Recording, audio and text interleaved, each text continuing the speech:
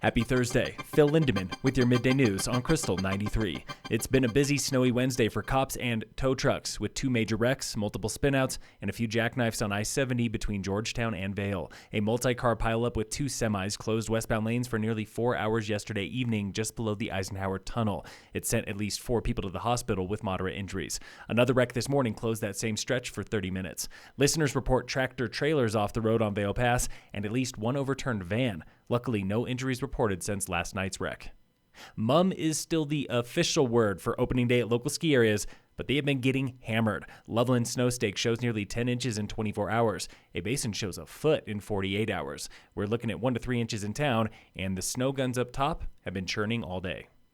CDOT is wrapping up 2 summers and $14 million worth of work on Highway 9 through Frisco, and Town Council wants to make it pretty. Councilwoman Melissa Sherburne. I absolutely think it needs to be simple, straightforward, sustainable, but it also needs to have some style to it. Council agreed on continuity, simplicity, and affordability with design, with a budget of $1 million for 2 roundabouts and medians. Work would start next summer. As for the cone zone on Highway 9 this year, it will not be lifted by this Friday. Snow and rain have delayed striping. That work should be done by October 25th at the latest.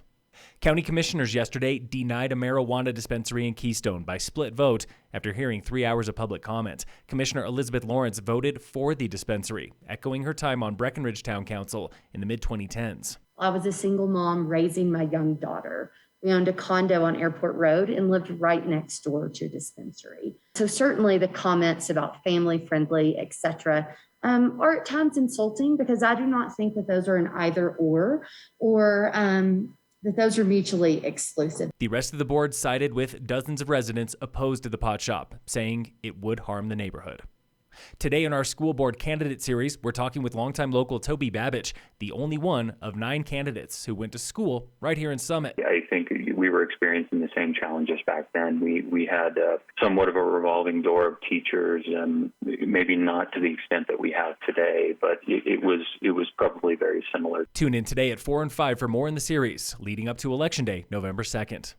The Forest Service is burning slash piles this winter, starting this week in Keystone Gulch, Miners Creek and Frisco, and 3 clear cuts in Breckenridge. Burning continues through late spring. If you see smoke, do not call 911. In sports, the Avalanche open the regular season tonight with the Blackhawks at 8 p.m. The Nuggets are still playing preseason ball, facing the Thunder at 6. And in local sports, Summit High Cross Country is running at a meet and rifle today. Phil Lindemann, Krystal 93 News.